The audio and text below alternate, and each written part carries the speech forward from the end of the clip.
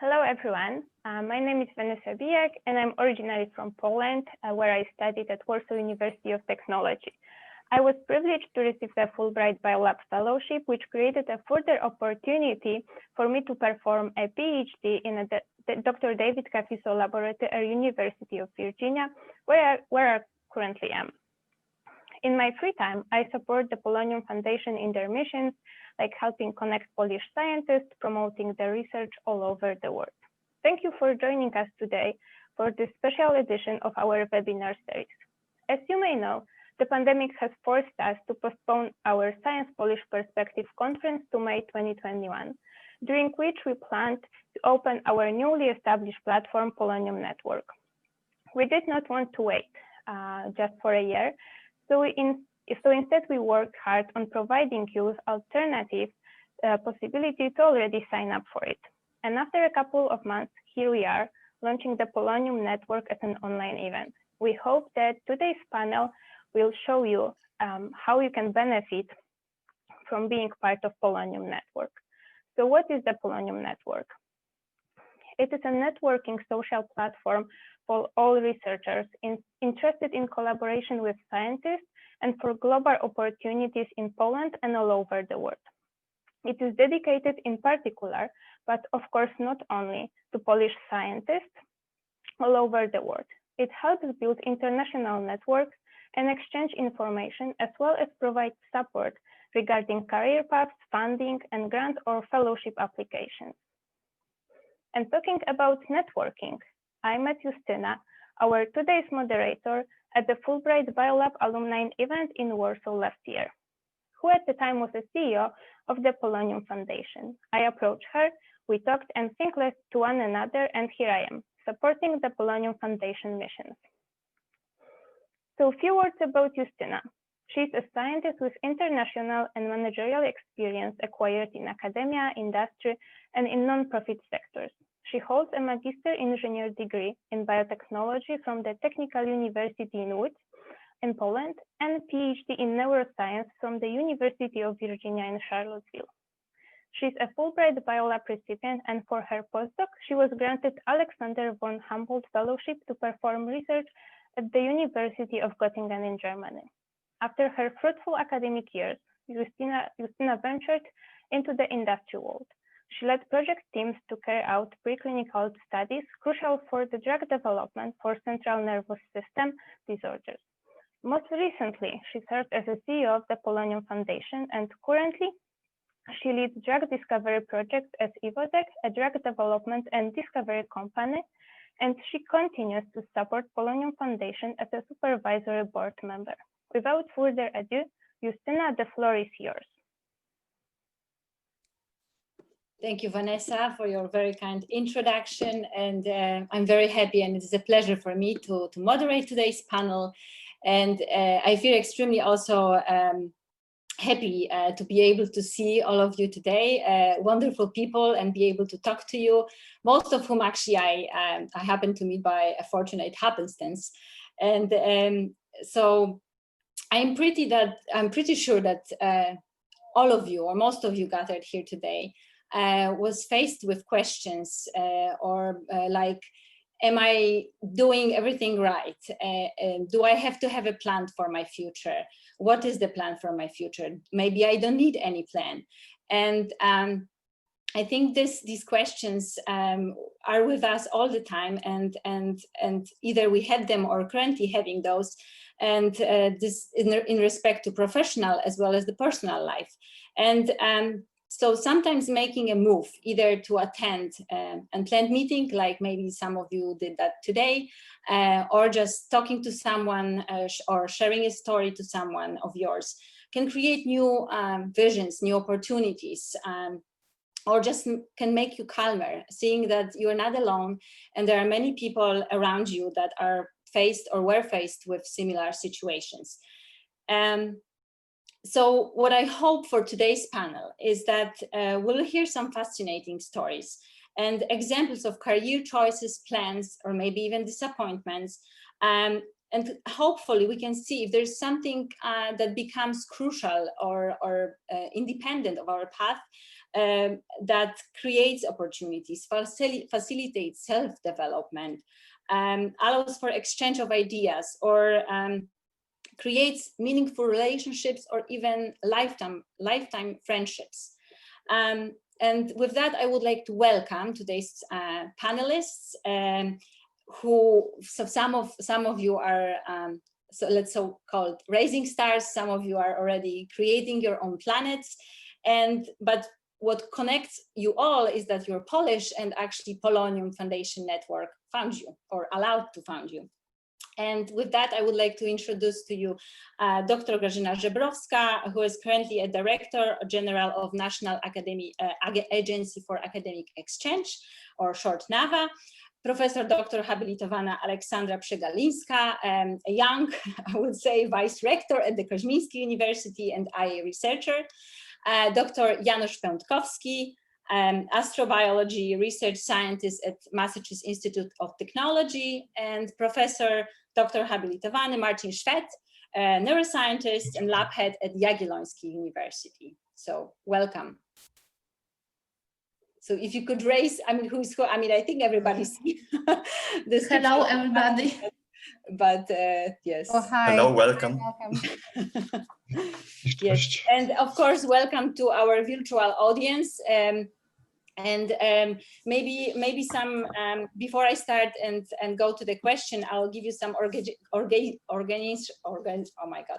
organizational notes. So we will have around 50 to 60-minute questions and discussions with our panelists, and after that we will open discussion for audience. And if you have questions, you can either ask them by raising your hand, or already during a panel discussion, you can put your questions into the chat. We will collect the questions, and then once they're collected, we'll try, of course, to answer all of them, but depending on the time, we might not be able to do it. So I'm sorry in front for that. And also, in addition, after the panel at 7:30, that's the time plan to finish the panel, there will be additional time for those who are interested to stay a little bit longer. Most of the panelists, unfortunately, cannot stay, but members of Polonium Foundation will be available for question about Polonium Network. And with that, I'm happy to start with our panelists, one of the panelists, Grażyna. So Grażyna, you are a physicist and the former director of International Cooperation Department at the Ministry of Science and Higher Education, and currently, as I mentioned, director of NAWA. When I met you for the first time, we had a small discussion about Polonium Foundation, and I was really thrilled to meet a representative at that time of Embassy of Poland in Washington, DC, having so much interest and support for connecting scientists, Polish with American ones mostly maybe, but there are lots of international ones on the way, and understanding how important that is. So, and your career path does not sound like a typical one, however, one that is driven by passion. And this brings me to a first question to you. What is successful networking to you? And what advice would you give to either younger self or younger generation? At first, thank you, Justyna, for such a kind introduction. Yes, I remember our first meeting, and I have to say that the Polonium Foundation is exactly what I wanted to create, but I didn't have a time and possibility, and so finally you and your colleagues, you did it. So congratulations, and I'm going to answer your question. Yes, I spent the majority of my professional career in the US, where networking is a crucial element of professional life. And to me, networking is about establishing a long-term and mutually beneficial relationship with the people you meet. The most important part of it is the possibility to exchange experience and knowledge, to learn from others, to share ideas and confront different perspectives on a given topic. There is no doubt that through networking, you are able to meet prospective mentors, partners, and gain access to necessary resources that will foster your career. And personally, I experienced the power of informal network of Polish scientific and engineering diaspora in the US. As a science advisor at the Polish embassy in Washington, DC, I always could count on them. From east to west coast, from Alaska to Mexican Gulf. So I am very happy that the Polonium Foundation has created Polonium Network, which connect Polish researchers not only in the US, but all over the world. So again, congratulations, guys. Okay. So what I can recommend to younger generations, so please take advantage of the possibilities that your generation has right now. Participate in conferences, take part in programs with international partners, go study abroad, and subscribe to Polonium Network. And even today, when we live in this virtual world due to COVID-19, there is still a way to connect with others, but please remember you should be proactive. So this is my advice for younger generation, but probably they know better. So. Okay, thank you so much. Words of wisdom, I would say. Thank you so much, Grażyna. I will follow with the question now to Aleksandra and introduce Aleksandra to you a bit as well. So Aleksandra, you are a philosopher, a futurist, a Fulbright Fellow, IA researcher, and an active advisor in the development of new technologies, including social robots. And you are also newly appointed, and as I already mentioned, for me, very young Vice-Rector at Koźmiński University, who is responsible for international relations. You are also author of 3 books. I will read some of the titles in Polish because I wasn't sure about direct translation to English, but you can correct me. So, Istoty wirtualne, Nieludzka arcyludzka, and there's one more which has English also version, Collaborative Society. So congratulations on that. And also you are a host of the program Something Strange. Something singular, actually, something singular. Something singular, thank you. And what I wanted to say is that we met by happenstance, that's for sure.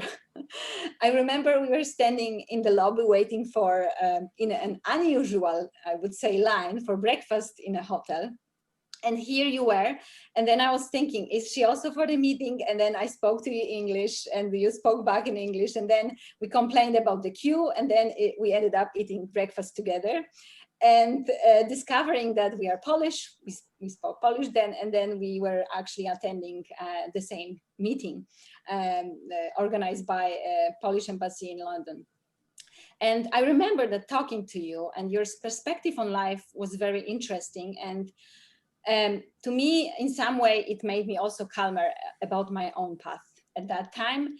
And I was less anxious. And also, in addition, listening to you during this panel discussion about artificial intelligence and importance of women that they play in it, not only made me proud to be a woman scientist, but also I was calmer, and it showed that women perspective and diversity is a crucial component to make sure that the development of artificial intelligence and social robots is going in the right direction, and that direction that will serve not only certain people, but will serve us all. So this is very important. And now coming to my question is that artificial intelligence, robotics, is often perceived as a male-dominated environment. So do you feel you stand out in the field, and how do you navigate it as a woman, and how do you work this to your advantage? Thank you so much, Justyna. Thank you to the Polonium Foundation for having me and inviting me here. I'm very honored to be a part of this discussion. So, I think what connected us was this kind of past experiences and diverse hats, different careers that we've tried. I myself, I've started with journalism. That turned out to be a failed idea, but it's okay to fail, I guess. And then I dwelled into philosophy. From philosophy, I moved to natural language processing, data science, and still trying to merge some philosophical questions into my current research projects that are mainly really in artificial intelligence. But I think, you know, you said something about being more calm and kind of feeling okay with the fact that you try many things and that you change a lot. And I think this change is really an okay thing to do, right? You don't have to feel solid when you're early in your career. It's okay to explore, and I think it's okay to look for different opportunities and then fail or just say that this is not for me and then try again. And I think this is an experience many current students are also going through. But now referring to your question, you know, about females, I would say this is a generational issue for me, mainly, I would say. Well, I myself, I'm 38. So maybe among the scholars that I generally meet at conferences, I tend to meet more men than women. That's very true. Although for natural language processing and botix, that tends to change and vary a bit, because this, I think among different fields within artificial intelligence, when you think about it as a certain umbrella of different things, when it comes to hardware, robotics, some backend systems, perhaps it's more male dominated, but natural language processing, certain issues around the computational linguistics, these tend to be more diverse. So that doesn't have to be the case that it's so much male dominated. But I do also want to say that at Koźmiński University, we've launched a program in artificial intelligence and management. This is our third year already. It's a bachelor program. And in that program, I almost have a 50-50 proportion of boys and girls or students. So obviously, you know, this is not a polytechnical school. We are a business school, so it attracts perhaps a slightly different audience. But nonetheless, these students do program. They do dwell into data scientific topics. They use machine learning quite confidently and apply them to business problems. And they are diverse. So I do think that it is true that at this point, we may feel that, for instance, in the business world, in entrepreneurship, in the Silicon Valley, in research and development, we do not have a proportion that perhaps we would like to have in order to ensure full diversity of everyone and everyone's ideas and designs into what we project as the future technologies. But I think that's going to change. And also the market is going to change. And that's, I think, a good news, because I see that probably students and upcoming students do sense that in the future, there will be interesting jobs and interesting scientific endeavors in these domains. And therefore, they're interested in that. So, you know, I would say it's very good to empower girls to STEM, to, you know, science, technology, mathematics, engineering. It's important to send out a message that this is for everyone and everyone can contribute. But at the same time, I think structurally, we're going into a good direction where that may be better. Obviously, there are some threats. I have heard that, for instance, in technology startups, girls tend to resign at some point because they are so immersed in male-dominated environments, they don't feel that they belong. So even though they have the proper education, they tend to resign. And that's not a good thing. But I do think that, like, if you think about the larger perspective and more macro perspective, this will change ultimately. And also, you know, those links between technology and other sectors, be it the legal sector, agriculture, logistics, education, whatever you want, finance, these links will be stronger and stronger. So ultimately, you will have more people, men, women, everyone, working in all of these fields. And thus, I think that certain perhaps problems that we're currently facing will not be so drastic in the near future. Okay. Thank you so much. I mean, I think your message is clear. Be strong, try new things, and you know, don't let things to stop you. I would say. Okay, so let's move to Janusz. Janusz, we know each other for quite some time now. For very long, yes. Indeed. Exactly. You studied biotechnology and molecular biology for your master's. Later on, you were awarded PhD in biophysics at University of Virginia. So that's where we actually met. Charming Charlottesville. Then you did postdoc in Zurich, and now you're looking for the life outside of Earth. And you are a deputy PI on the Venus Life Finder mission concept study at MIT in Boston. And I have to say, I've always admired you for your philosophical mind and great sense of humor, drive and motivation, passion for science. And if it was like one could see you're destined for success. However, did you expect or dreamed that one day you will be part of a major discovery? And could you tell us a bit more about your recent discovery? Well, thank you very much. First of all, as other panelists, I have to first really humbly thank you for the invitation, and thank you to the Polonium Foundation for organizing this. This is really a fantastic endeavor, and I'm really happy to join because as hopefully we are going to later also hear, networking is very important. Yes, without this, we do not work in isolation.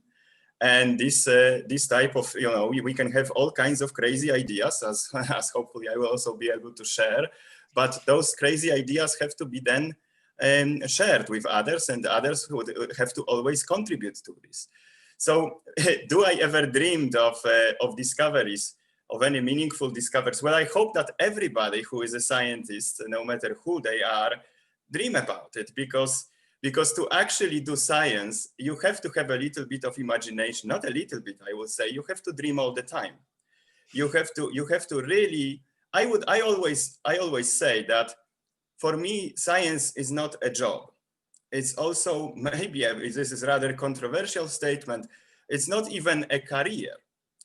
It's like a mission. It's like a way of life. I do not really look at it other way. It's just something that drives me completely. So do I dream about great discoveries? Of course, because I hope to understand the universe as it is around us, and maybe even push our understanding, as humanity understanding to a new limit. And what I do is maybe at the very forefront of that limits, because we ask questions that are rather philosophical. So what we do is we try to put our little Earth, our little planet in a broader context. We try to actually find out if we are alone in the universe and how common and life is on the other planets, and also how diverse it is. And recently we look at all kinds of different globes in search for life outside of our solar system, inside our solar system.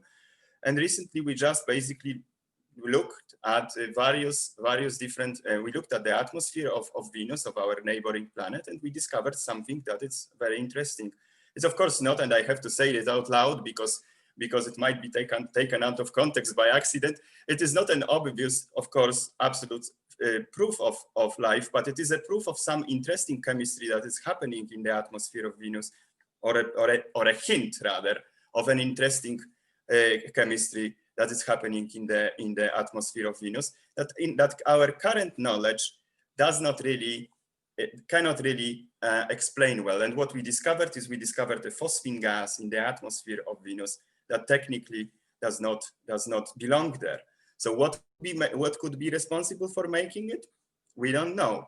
It might be some unusual chemistry that would expand our knowledge on how rocky planets actually do their chemistry, either through photochemistry or maybe geological processes, or by analogy with Earth, it might actually be some sort of potentially a sign of biological processes in the clouds of Venus. If we actually even can state this hypothesis out loud.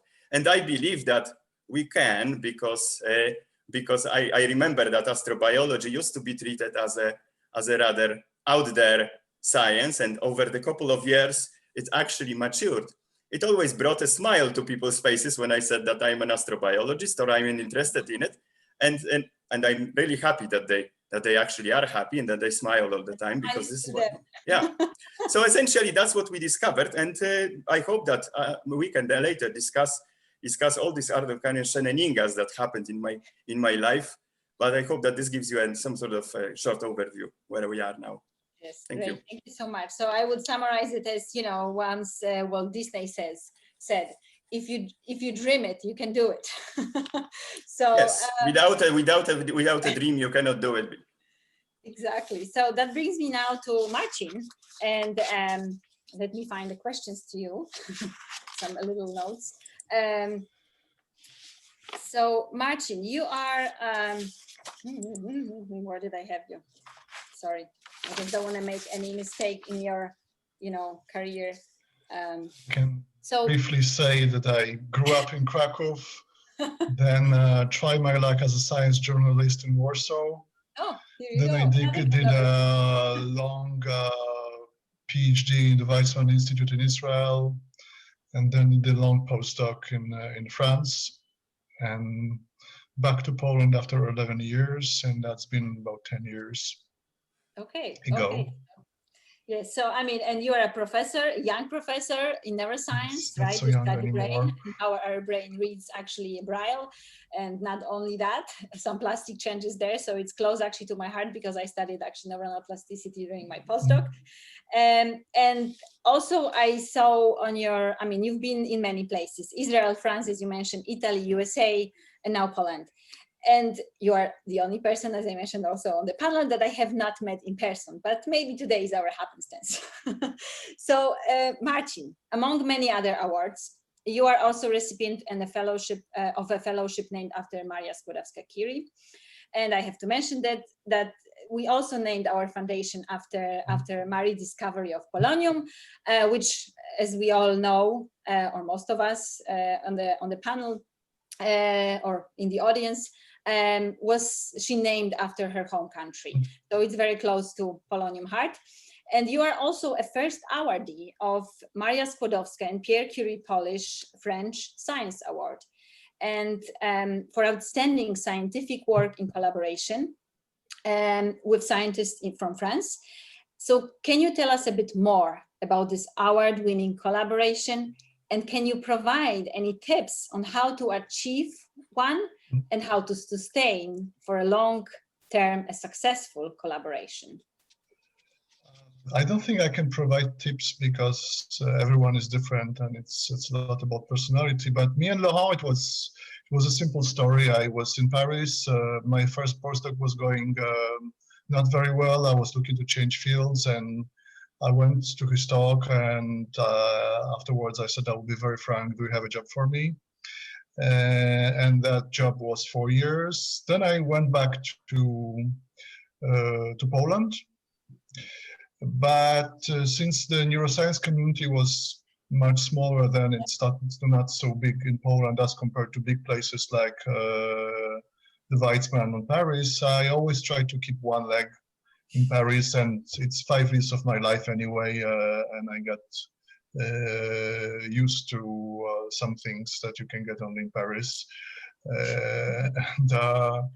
And so students also, when I started having students, they go back and forth, and that was kind of a natural way of keeping up a relationship, and we're pretty surprised that we got a prize for something we did 10 or 12 years ago, but yeah, why not?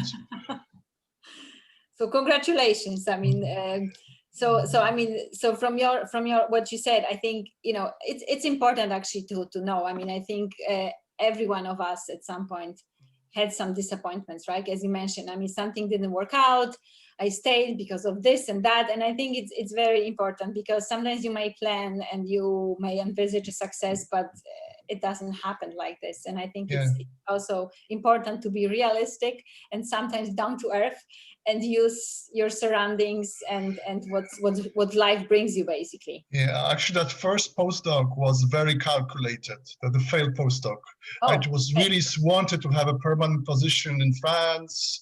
I was very anxious, and I was trying to think strategically, and it was a total disaster, because it turned out I had no heart for this line of work. And on the other hand, with Laurent, we had a very good chemistry from the start, and I always admired him for his style. He has very small lab and not building empires.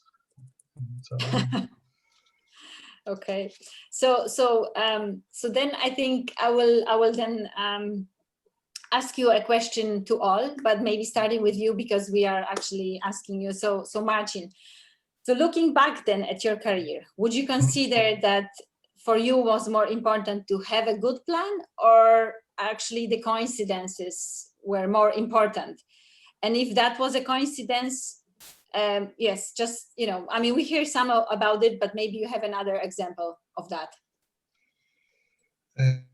I mean, it's, for me, human relationships are always spontaneous, unpredictable, and intuitive, so they cannot be planned. For sure, the place where I went was always for me a criterion. I had in mind that the scientific system is, in ways, it's cruel. There's simply not enough positions, senior positions for all postdocs and PhDs, and good people are forced out at some point. So I said, okay, so let's be at least in some exciting place. And adventure and weather and the beach was certainly a factor in moving to Israel. And the lifestyle, and but also childcare and healthcare. At the time when I moved to France, I had one small kid, and then I had another small kid. Was also an issue when I moved to France.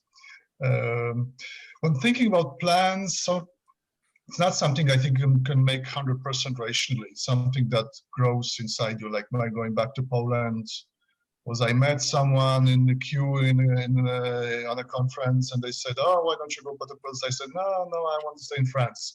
But then somehow it grew inside me. I have one friend who had a plan, actually, but this was more about a particular capacity and direction, or a way of looking at things that he wanted. It's my friend Yuval Nir. He's an Israeli friend who dropped everything and went to from sunny Tel Aviv. He went all the way to the Midwest, to the freezing Midwest in the US, because he wanted to have some tools they have only there. It was a lab that's working on sleep research. So yes, I think you can have a plan, but it's more about what you want to do, what you are really passionate about it, and there's just one or two places that do it, then you might give up on weather or other factors. Okay. So Grażyna, would you agree with Marcin, or you have some other stories? So happenstance or actually a plan? And what is your happenstance actually, if you have one?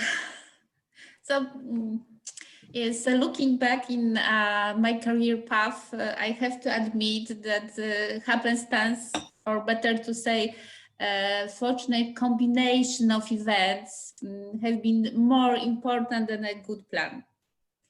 Yes, I know it sounds terrible for all well-organized scientists, especially for experimentalists who are trained to believe that there is a strong linear relation between the input and outcome of a logically planned experiment. But the reality it's different, and the future is unpredictable, and the most people have careers that take unexpected turns. But as a physicist by training and a woman of certain age, I have to add that it is always better to be prepared and open-minded in order to not to miss any opportunity. So this is my answer for this question, and it's not so easy. And of course, I will take advices from other people also. Okay, well, thank you so much. And maybe we can also ask then Aleksandra. So what is your most unexpected life event, or did you have a plan for all your endeavors? No, I mean, as you can see from my messy career path, I did not, but I was pretty clear about understanding what I don't want, which I think is also a good thing, right? So it took me a while to find what I was looking for. And that was also related to the fact that topics or intersections, scientific intersections that I was interested in were not so much mainstream and were not so much lectured. So there was a bit of serendipity on my side, because during my philosophy courses back in Poland, I had a lecture with a professor from a polytechnical school who was very interested in philosophy of agency, but also through the lens of artificial intelligence. And he would tell us all about the Turing test and the challenges related to it. And I fell in love with the field. That was in my deep MA, So he was really, he had shown me something that triggered me. But, before that, I was, as I told you, choosing different things. And I was having a difficulty to really define myself. Later on, again, because, for instance, during my PhD, I took a job in diplomacy, and I was working and living in Brussels for almost 2 months, 2 years. 2 years, in fact.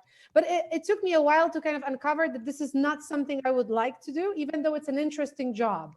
So I think intersecting something as being an interesting job and something that is really a job for you is a relevant thing. That's something that Marcin has said as well, right? So, I think there is a clear delineation between something that fits you and something that is just simply interesting for, generally for many people. And so, I said many no's, in my 20s, just to arrive at my PhD in my very early 30s. I was 30 when I did my PhD, and already during my diplomatic career, I started writing it. So it took me a while to get there, but I think, there were also many good, I would say, events that led me to it. And later on in my career, I've also worked at CCI MIT, at the Center for Collective Intelligence in MIT. And it was all through personal connections, really. And it is true that it's good to be structured. I understand what Grażyna says, and I fully agree. It's good to be prepared, to have an idea, to really declare what you would like to do when you're exposed with an opportunity to say it. I think that matters a lot. But at the same time, I would say it's important to meet people who can take you places and show you certain things and guide you and inspire. And in me, it was all about personal relations. I have met a professor, and our interests were aligned. And because of that, I landed in Boston. And because of that, I came back to Boston several times and again and again. And I do think that, going to conferences, meeting people, exposing yourself, and also being vulnerable to their critique, to whatever they have to offer for you is also very, very relevant. So on my side is also more like, I would say, an interesting, chaotic path where just the ability to say no, I think was kind of important. Important, yes. So and also, as you mentioned, I think trying things out. If you don't try, you don't know. Somebody can tell you this is boring or this is exciting, but until actually you try by yourself, I think you cannot fully understand what does it take to be a diplomat and whether this is for you, as you mentioned. So thank you so much. And Janusz, what about you? Well, I guess I will echo everybody's conclusions. It looks at least like that, because I would not break ranks and I would say no plan. Yes, and I don't know if it is good or bad, but this is the truth. What I would just say is that you always should follow your heart, and this is what I've learned, is that you have to, my advice would be that you shouldn't be afraid to change. And if you feel in your gut, for lack of a better word, that this is not something that you would like to do, for example, or that you are really interested in something really different, then don't be afraid to change. Don't be also afraid to fail. Because this is another very important point, that failure is part of life. So essentially, and this is going to happen. Like during my PhD, for example, for the first 3 years, we had absolutely no results. And it was like 0 results for 3 years. Yes. Eventually, my PhD in biophysics was actually a pretty nice success that propelled me later. But for the first 3 years, there was nothing. So you just have to patience and not really losing enthusiasm for what you do. But if something doesn't work, don't be afraid to change, because this is actually quite important. So what I would say, well, serendipity versus plan. The biggest serendipity, well, I had, but essentially every step of my career is serendipity to a degree. We've met in Virginia, and that was to a degree serendipity. Yes, my complete transition to astrobiology was a serendipity, because I've met during my PhD in Virginia, I've met Professor Sarah Ziger she was giving a series of 3 lectures to the astrophysics department. Which I was you in a actually belonging to, or how did you? I wasn't part of the astrophysics department. I just went to those 3 lectures that she was invited from Boston to give those series of 3 high-level lectures on exoplanets. And I went there, and then we talked, and then she said, we have to collaborate. And I was just a graduate student, so it was an unbelievable serendipity for me, apparently. But you see, this is what I will echo also other people's points, that you have to be ready for this. So these things are going to happen. These nice events are going to happen. But if you do not have knowledge, and if you are not prepared for it, then it will not lead anywhere. Because I was interested in this topic as a hobby, and then the event happened that allowed me to actually change and allowed me to actually be where I am. So there is a level of preparation, or just following your heart and just being interested in what you do. And that's what I would say. Maybe I will just add one other sentence, that my Professor Sarah Ziger probably would not agree with me on this, because she would say that it is not a serendipitous meeting of ours in 2010 or so, because it was almost certain that I will come to her lectures and that I would talk to her. So I leave it there.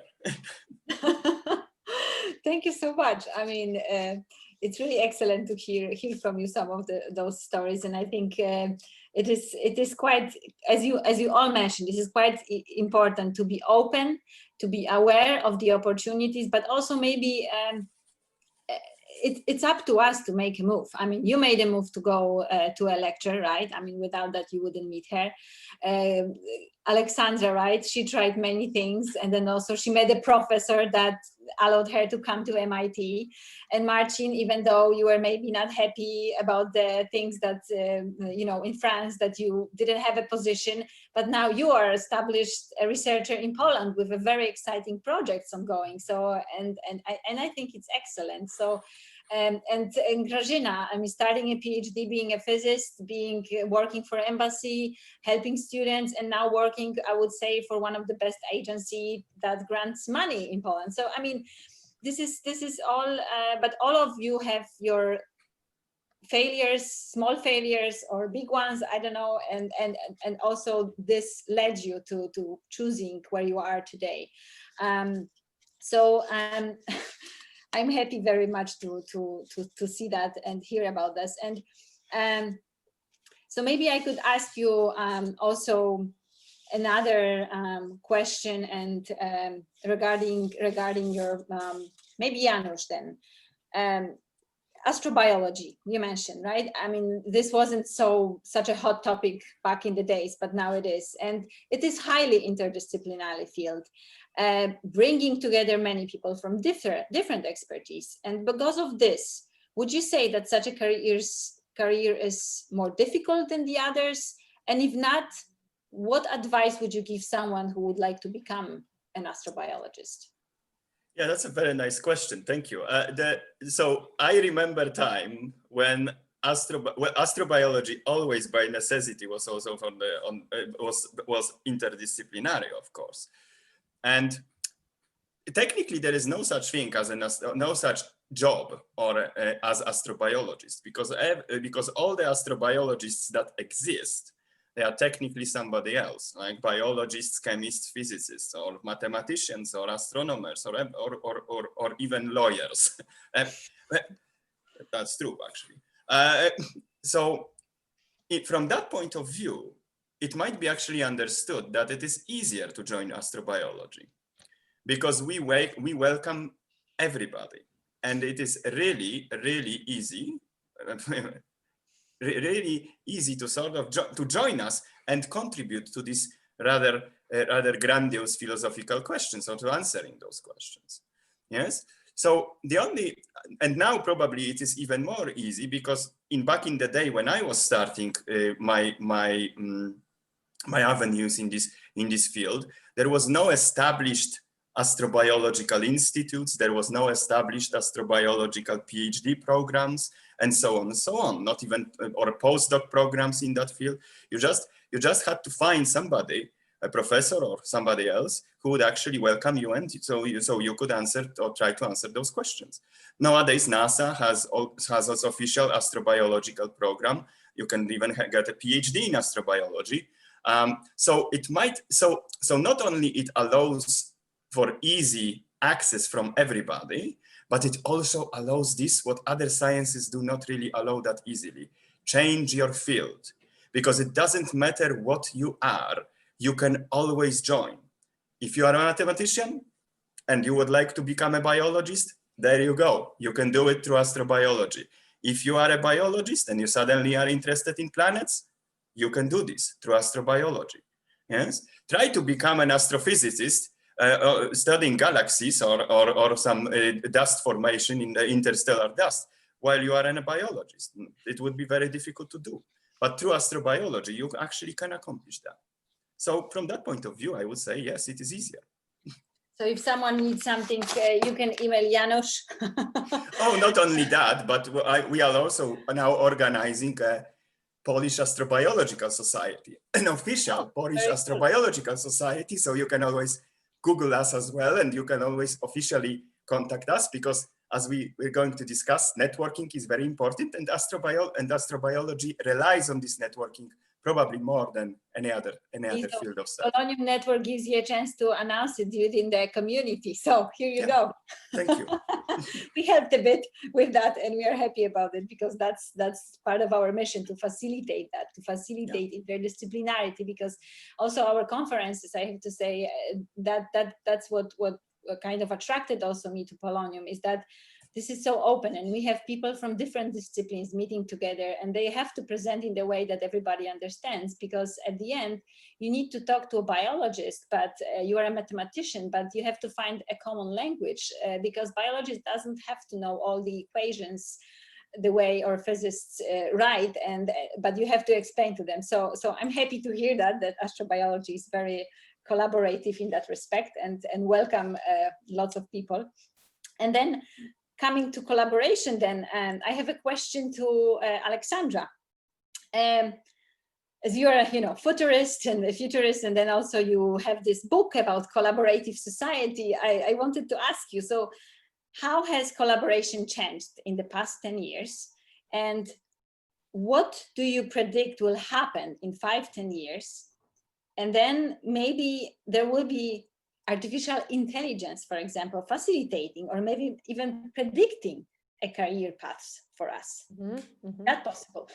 Okay, thank you. Wow, this is a loaded topic, but I will try to not to speak for too long. So we indeed published this book with MIT Press, Collaborative Society. In Polish, it was released as Społeczeństwo Współpracy.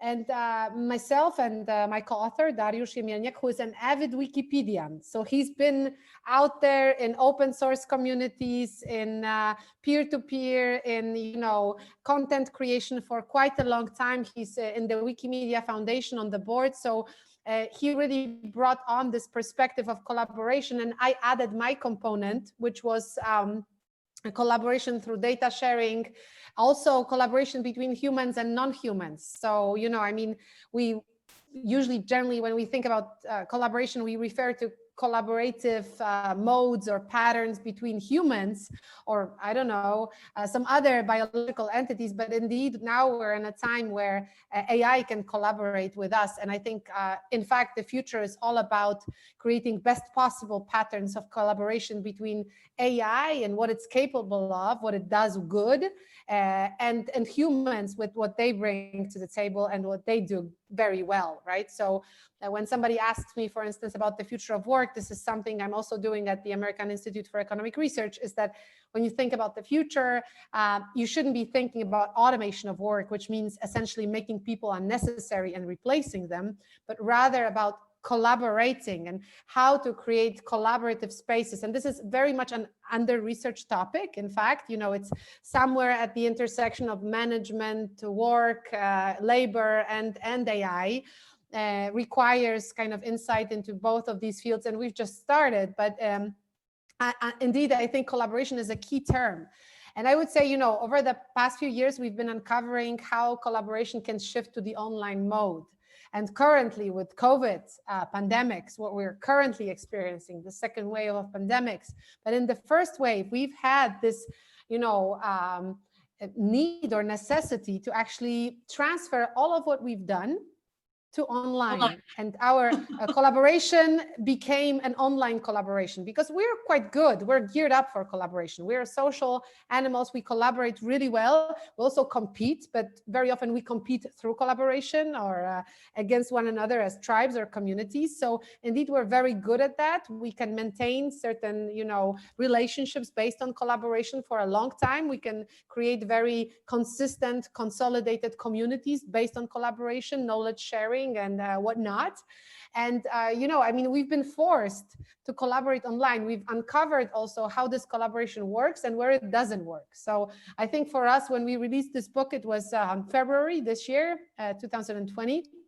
And right after that, we had the COVID pandemics with everybody Zooming like we do now, or using other platforms, or trying to you know, work together, maintain that somehow, and manage projects together. And it felt like, you know, a proper time to release that book, even though we had no idea before that this would happen. We were just thinking that perhaps it would be good to enhance more collaborative projects online and focus not on individual achievement and individual showing like the current social media landscape does, where it tells you that you are cool, that people like you and they follow you and whatnot, but rather focus on a different design that is more collaborative and in fact triggers you to work with others. And this is what Wikipedia in fact has brought, but not many other endeavors really followed up, you know, with this design and were successful. So it feels for us like the future belongs to collaboration between humans and non-humans in very different modalities, also including the virtual modality, the XR modality, you know, the immersive reality modality and whatnot, and also belongs to our collaboration with various technologies, right? We will learn what we can contribute, what they can contribute, how they can enhance, for instance, our cognitive capacities. And I think this is very interesting. And I do hope, I saw with my neighbor here in Warsaw, I'm stuck in Warsaw, you know, travel ban and everything was supposed to be in the US. I'm in Warsaw. That's not bad, but you know, that's life. But I have a neighbor who was printing 3D printed masks, you know, and sharing them with the hospitals. And it was very interesting to see how all of this endeavor flourished, you know, because it wasn't only her, but there were other people who would share the design of the masks and the, you know, models with her. There were some others that built up an app to kind of show which hospitals need it most and where it should be sent. And in no time, in fact, in a week, they created a whole ecosystem of self-support and help.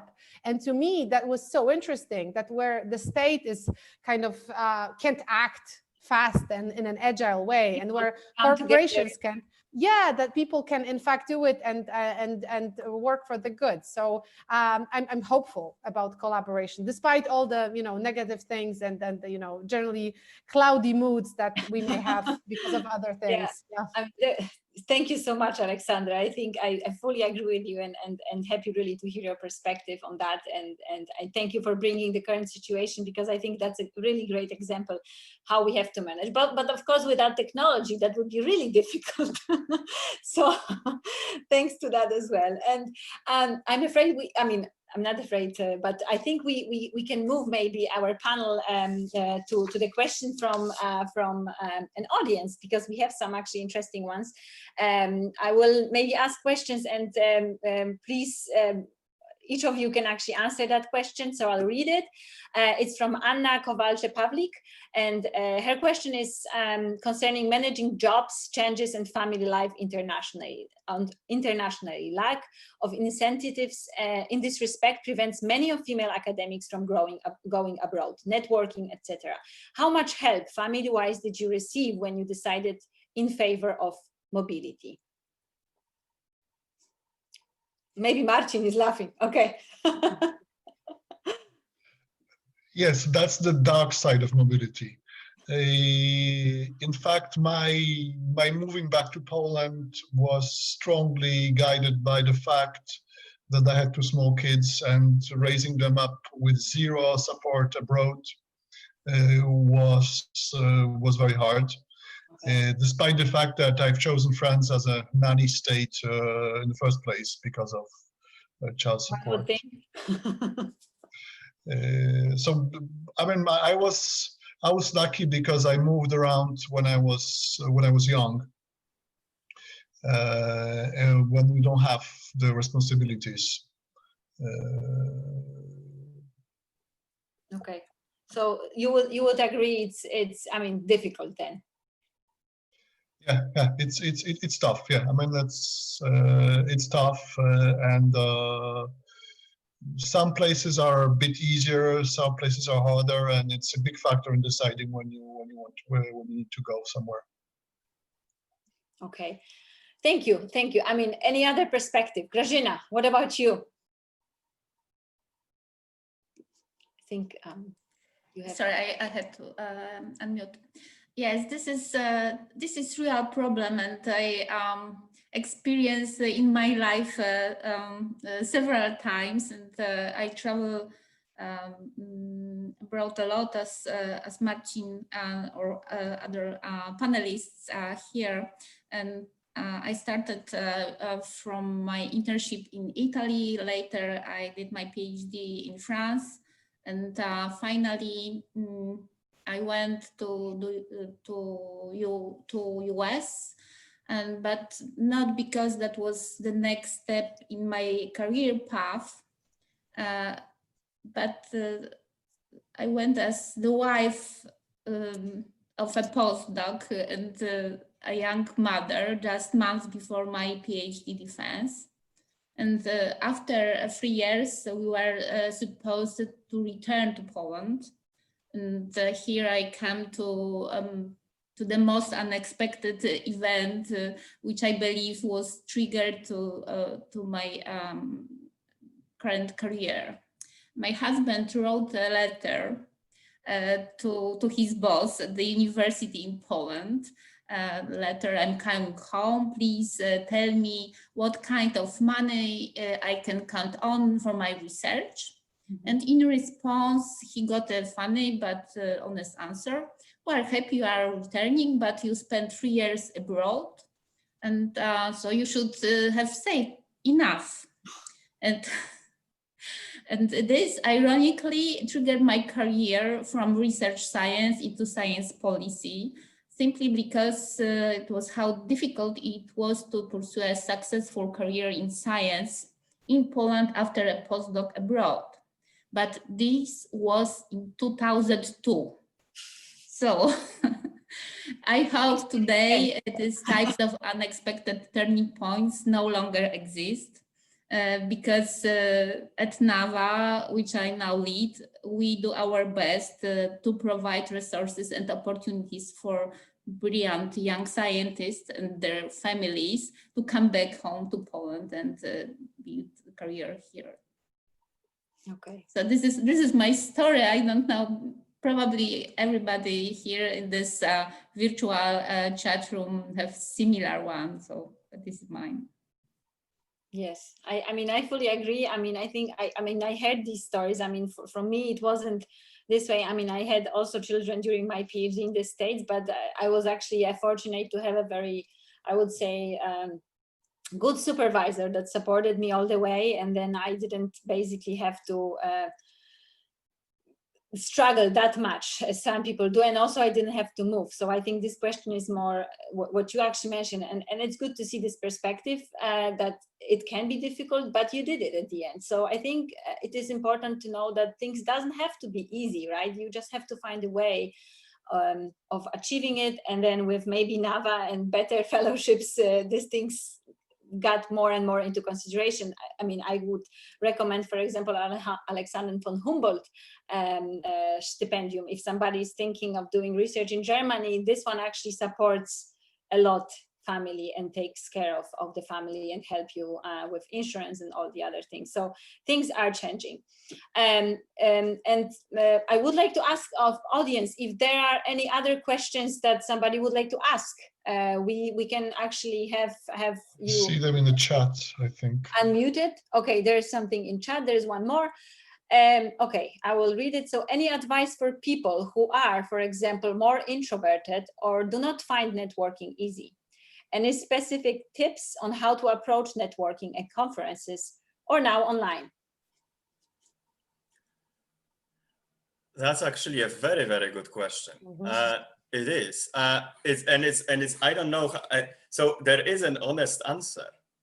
It's that practice makes the master. Yes. And when I said that people shouldn't be afraid to fail, this could actually apply to this as well.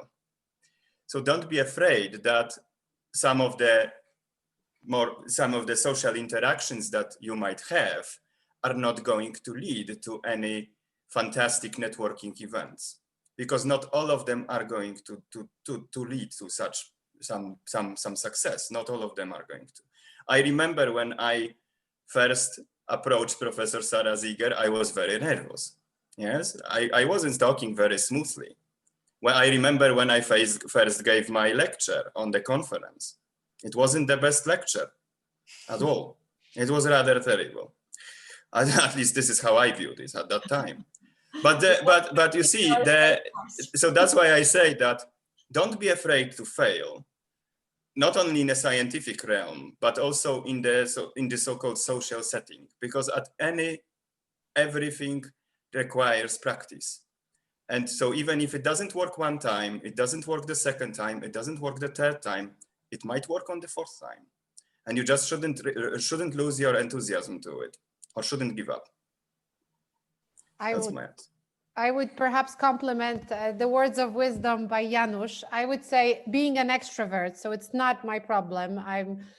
It's just very hard for me to actually shut up. But I would just say that it's a skill like every other skill. And for instance, in the US, it's very much a skill, right? So people do small talk. This is like an exercise that you do, right? There are certain scripts, like you write a bot and it's how are you and how are you? How about yourself? There's this like specific pattern that you can practice, in fact, right? And it is true that you will sometimes fail and sometimes interactions will be awkward, but some of them won't be. So just do not worry. Just treat it as a skill, as a certain skill set that is required in your job. In your job, you will have to present.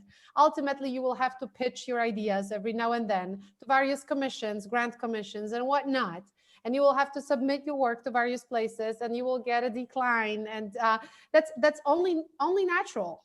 So I would say just treat it like every other skill that you have in your job. Some of them are easier for you, some of them are harder, but just, say to yourself, this is something that is worth practicing. And at some point it will just become natural as anything else. At least that's my perspective. Okay, Marcin? Yes, I would kind of disagree with you. I mean, 100% presenting is a must, but I confess I'm a bit sociophobic. I don't like conferences so much, and what I do, I skip conferences. I prefer to go. Let's say I have colleagues that I already know, or I want to know. I go and visit their labs. Basically, I much prefer to go visit somebody's lab or an institute and see 2 or 3 labs and 5, 6 people, than be in a room with 300 people and they are talking loudly. Everybody's presenting himself, ruffling their feathers, and I remember one of my mentors like shouting at me, "Marcin, get up and network." I said, "No, I don't want. I would just sit here alone in the corner and be sad." But at the end, you found your way. I mean, this is also a good advice. Yeah, this is a networking way. What I wanted to say. I'm not a fan of conferences.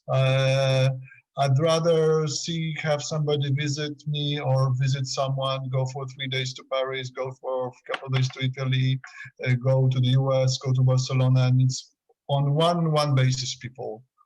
Then that's also the way of then go to conferences.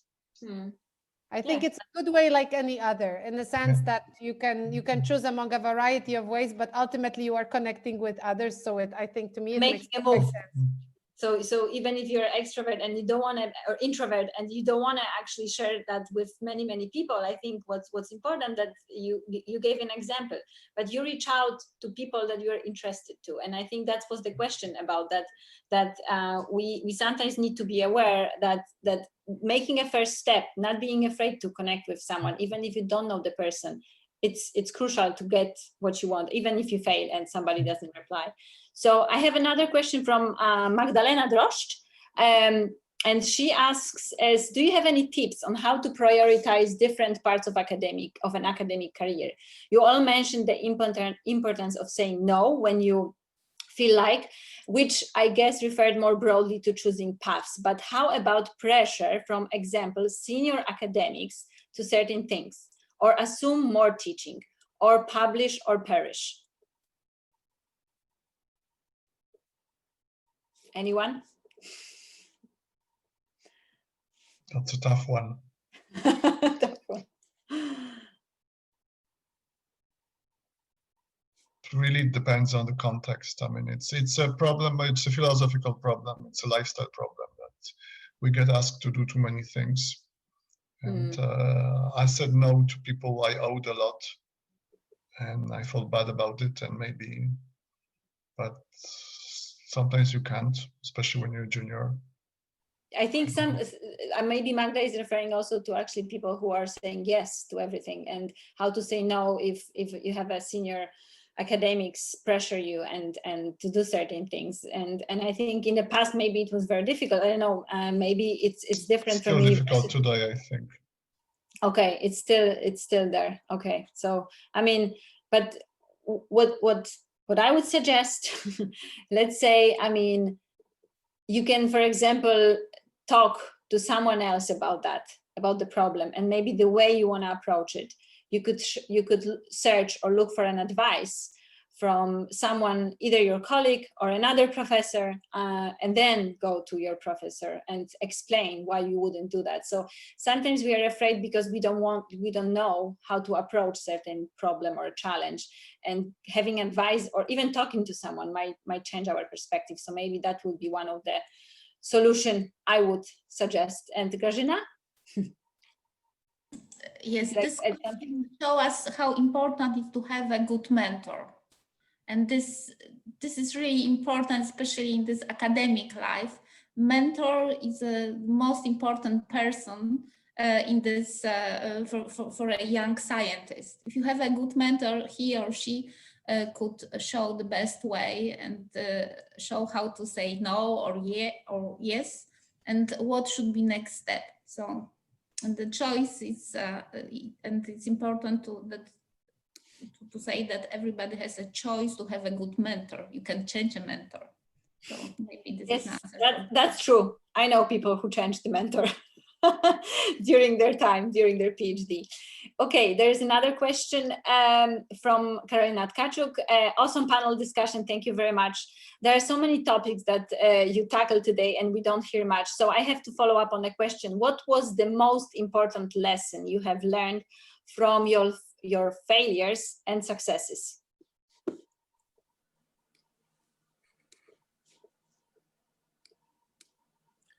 Well, I can maybe just very briefly say that I tend not to really give up. I learn from failures because this is an important thing. What I would suggest is that we should always have to have some sort of distance to what we do or even who we are. I know that this is very difficult to achieve, but if we actually always have this distance, then it is easier for us to overcome all kinds of failures that we are going to have. And it is also easier for us to maybe learn, because then we can look at it from the sort of an outside perspective. Maybe it's a little bit of a philosophical answer, but this is sort of maybe a platform for a discussion later. Mm-hmm. Okay. I could just say that, you know, it's okay not to be good at everything.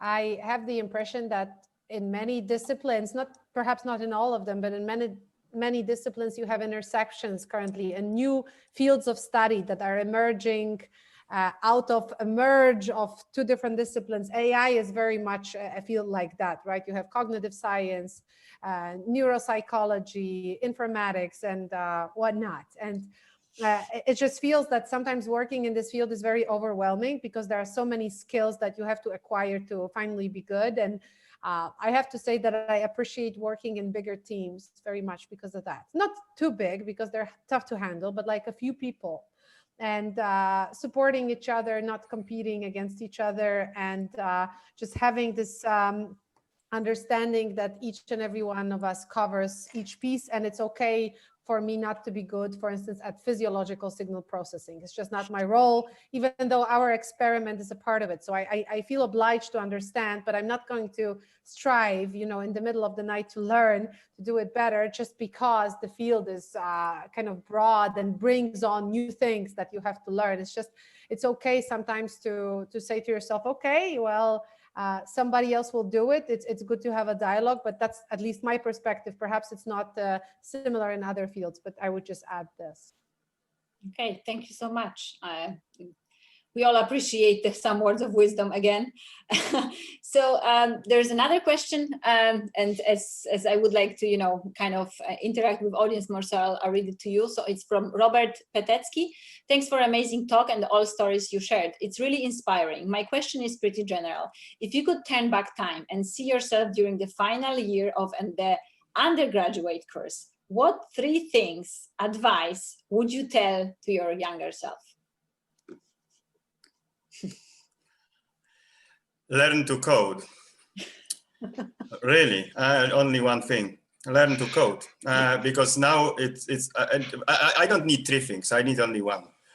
I would say now that's something I never learned to do properly, and now it's too late. I learned to code. I learned to code. What, in 2016 when I switched my job to MIT. I was an experimental biologist. I had nothing to do with computers. And I am a terrible coder. Now it's going to be official on the internet, yes? But at least I can do something. And I now realize that this skill is something that unites all the sciences. So I will tell myself back then, learn to code earlier. Yeah. Okay. Agreed. I would just agree. I started coding later in 2010, still quite late, I would say. So yeah, I could have used this opportunity a bit earlier because it's like a very good formal language for doing many different things, right?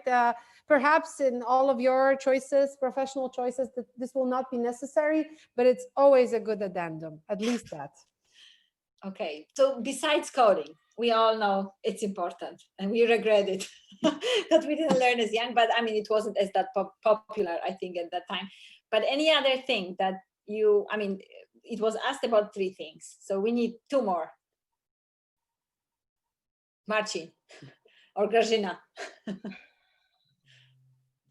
If I can just, please don't afraid to follow your dream.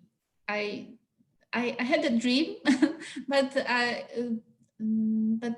during the courses of physics, it's not enough time to follow dreams. You have to study hard and to go to the next courses. So maybe take a break and just think what exactly is your dream and follow your dream. Okay. And one more, Marcin. I'm afraid I don't have any words of wisdom.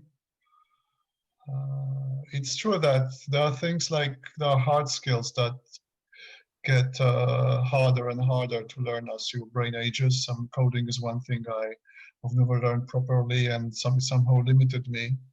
It still limits me on many things, but somehow live within those limitations.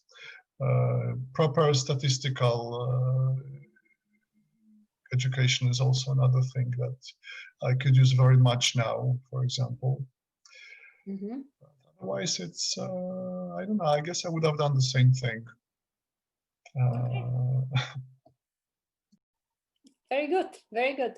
Okay, so next question from Elżbieta Kwiecińska. My question is about cultural differences in networking, how it differs in the US, Germany, and Poland, and how have you dealt with networking in Poland after you come back from abroad? And thanks so much for really amazing and inspiring talk. So much positive energy. Thank you, Ella.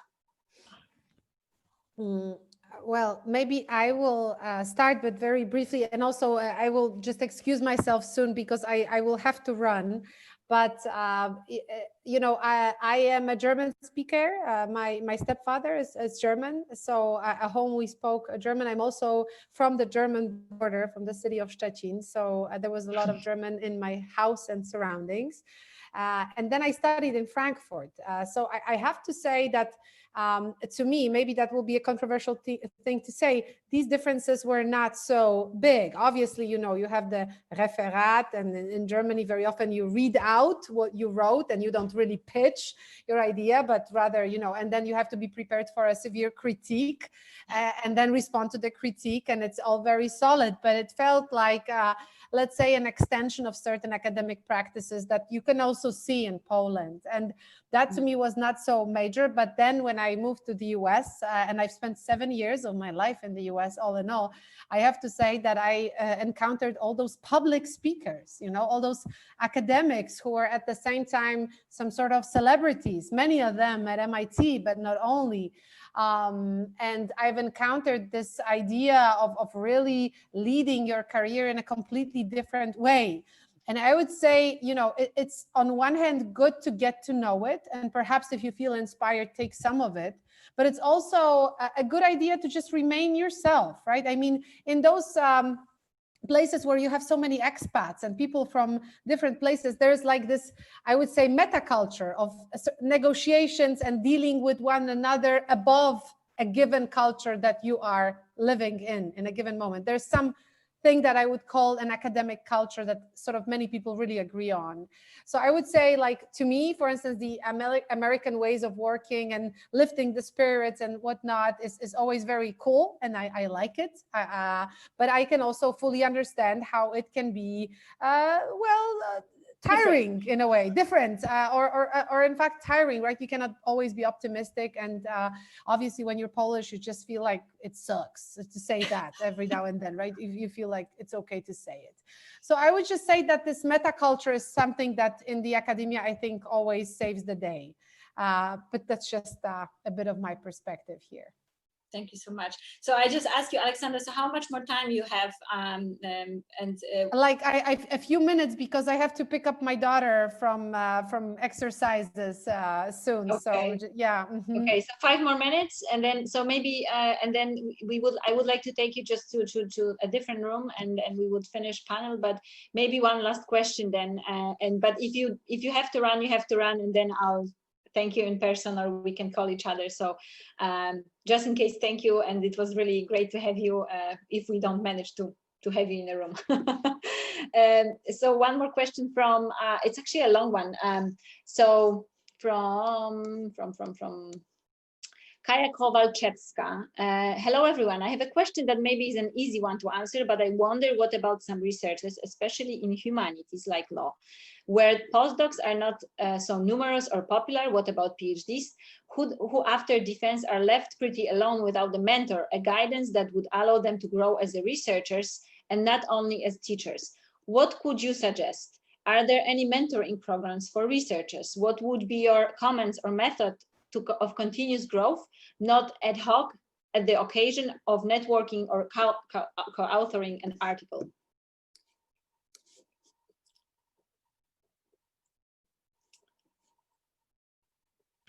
I guess we're not in the humanities all that much, so it's a bit harder to answer. Hard to answer. Yeah, I guess I guess I was, for example, lucky to do both the PhD and the postdoc in big places where there are many occasions for both networking informally, and for me also my mentors were people whom the relationship grew naturally over months. It took months really, or years to build, and it was natural. I never had experience with formal mentoring programs, but maybe they work.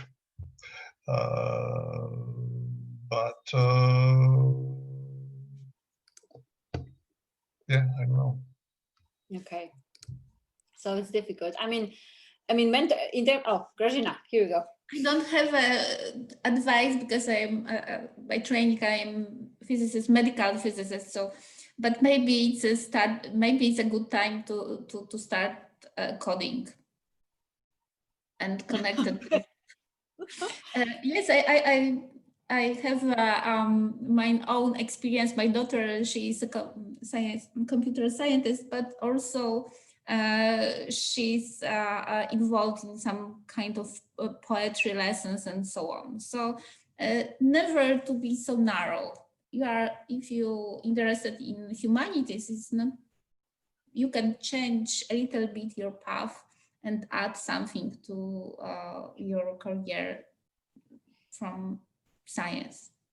So, I mean, maybe actually I would have also an advice on it. Thank you, Grażyna. So I actually, I mean, I don't know where you are, Kaya, in your PhD or why you're asking this question.